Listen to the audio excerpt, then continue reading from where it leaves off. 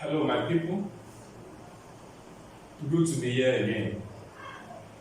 So, we're still under the topic financial leverage and theory of capital structure. There have been so many issues on debt that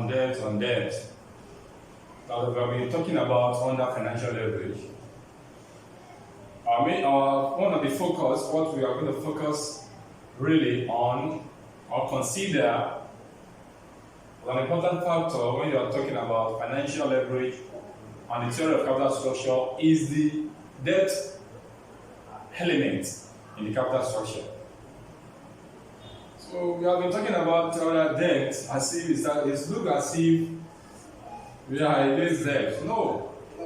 What we are only trying to do was to measure the level of debt in the capital structure of the company and how it affects positively or negatively depending on the ratio in which the debt has in the capital structure of the company.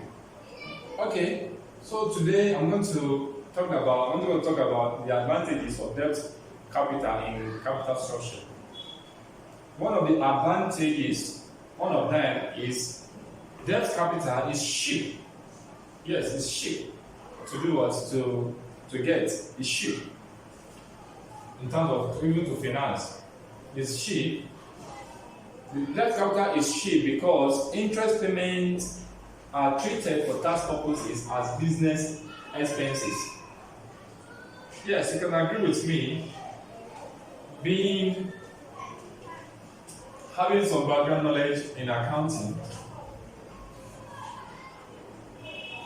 because definitely before you can be a financial manager, definitely you are rooted in finance and you have knowledge of accounting. You have the accounting knowledge. If that is the case, therefore, if you are preparing your trading profits or loss account, you start the computation from element of revenue. Revenue is not a computation from revenue. You get your revenue here, you have your revenue, cost of sales, you remove your cost of sales, you have your GP, gross profit. After gross profit, you have your what? OPEX.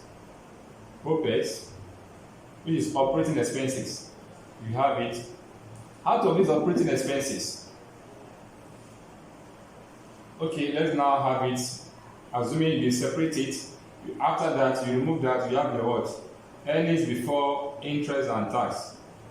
You have your earnings before interest and tax here. So you now have your interest. This interest that we have here, the interest we are making reference to here is the interest on debt. So you pay this interest, remove interest, you have, hope you can see what I'm doing here. You see what I'm doing? Okay. Let me try to do what to shift it a little, to move it up a little bit. Okay, let me move it up a little so that you can see what I'm doing.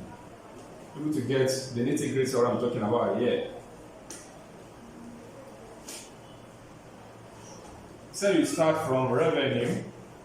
I'm trying to explain the element of interest. I said it's very cheap to do what you have stated for tax purpose. So you start from your revenue. You have the revenue, you have your cost of sales. You have it, you remove the value of cost of sales. You have your GP, gross profit. You have it. So operating expenses. You have it. Remove it.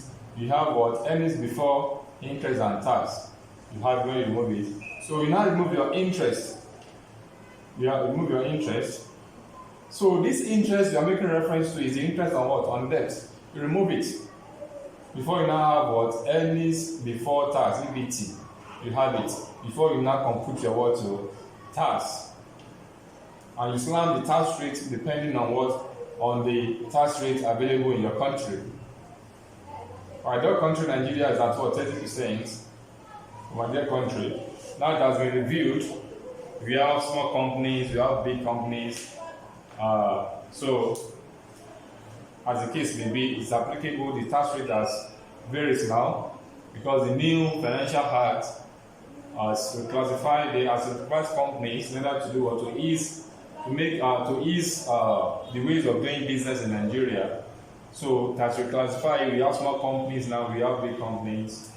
So the tax levels, the tax rate varies from companies to companies depending on the category of company you find yourself. But for the big companies, is at what the tax rate is at 30%. So having said that, you now remove your tax. Now this is the area I'm talking about here. So this element, interest element, we have removed the interest element here before you now arrive at what? Any before tax, which is what the taxable profit, which you are going to do what? Pay your tax. Apply your tax rate on it, which is the company income tax. I'm going to apply the company income tax rate on it to be able to arrive at what the tax payable and what you have the what profit after tax part. So this element, assuming it is not an allowable expense, we will have charged our tax on this big amount. But here you are going to go to remove the element of interest on it before you now arrive at send it before tax. So it tries to to explain this area, that is because interest payments are treated as for tax purpose as business expense. So it's an expense. So it tries to expense it. Okay, the next advantage is that earnings per share will be boosted provided that the profit can be earned. Earnings per share will be boosted provided that profit can be earned. What is this trying to state? What is this stating here is that when you bring in debt into your company, the venture, that element of money brought into the company is meant to do what? To increase earnings per share. Why? Because the money will be used to do what? To finance projects with positive NPV. By that, it's going to bring in more revenue to the company, more earnings to the company. So by that, therefore, it's going to do what? To boost the earnings per share of the company. So another very good example, another advantage of debt finance is what? Debt financing does not lead to dilution of control or ownership of the company. So here is one of the major things that the equity holders are afraid of. They don't want to dilute control. So a company that doesn't want to dilute control should not go for what? For additional equity. Rather, it should go for what? For debt, so that you not bring in more people into the company, to the ownership of the company, which is going to do what? Dilute control.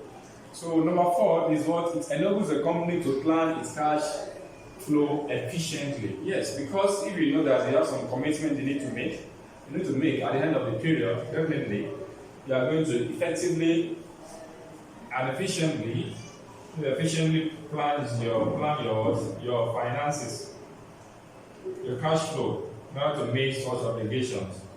So those are the advantages of debt in capital structure. So what are the disadvantages? Number 1 disadvantage is that some providers of debt finance may apply severe penalties for late payments, which may include charging late fees, taking possession of collaterals. So it's a major disadvantage of debt. Because once a company cannot meet up to pay his what? To pay up his what? His interest elements, the company, the debtors, the venture holders, it tends to do what?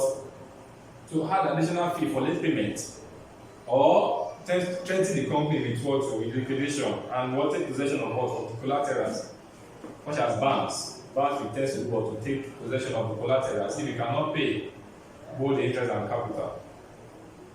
So failure, next is what? Failure to make payment on a loan, even temporarily, can adversely affect the company's credit rating and its ability to raise future finance. Yes, if the company does not pay up its debt in time, it will not be able to do what? To access any future fund from such mode of finance. Another disadvantage is that a company may find it difficult to make regular payments to creditors if it has cash flow problems. Yes, if the company has cash flow problems, it may find it very difficult to do what? To pay to make his word to make his commitment to the debt holders, in which if his equity holders, now you're not bothered because they are the real owner of the company. You may decide to, even when the company makes profit sometimes, the company may tend to not to pay the equity holders dividend if the company has viable project at hand. That is, even if the company makes profit, you may decide not to pay the shareholders if the company has viable project at hand. Not to talk when the company does not make profit. But for debt holders, it will become a problem to the company if the company cannot meet up and pay and make their responsibility good.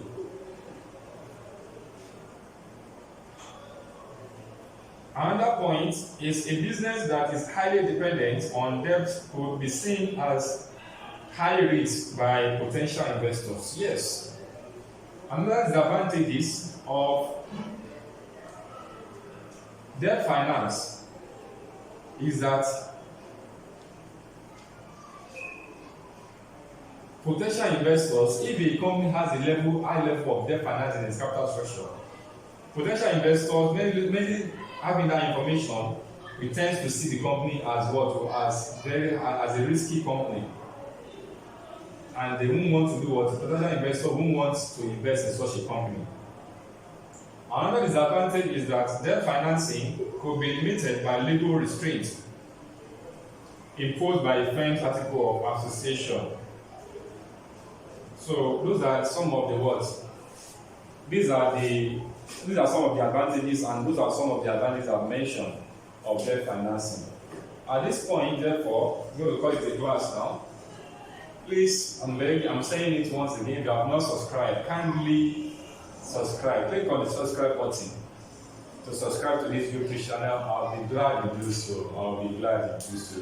Please give it to me now. Give it to me. I said give it to me now by clicking on the subscribe button and giving me the thumb up. Share the video. So, I'll be glad to see you in my next video. Thank you and God bless.